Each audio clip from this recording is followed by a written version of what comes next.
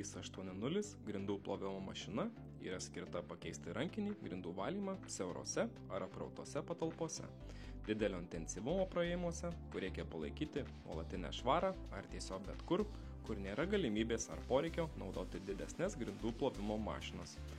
NB 380 turi 38 cm diametro šepetį, 20 litrų talpos, švaraus ir purvino vandens bakus.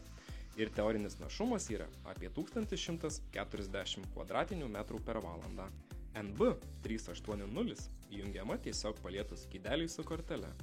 Norint pradėti dirbti, tai reikia įsipilti vandens, įjungti šlavimą, vandens siurbimą ir nustatyti vandens padavimo srautą.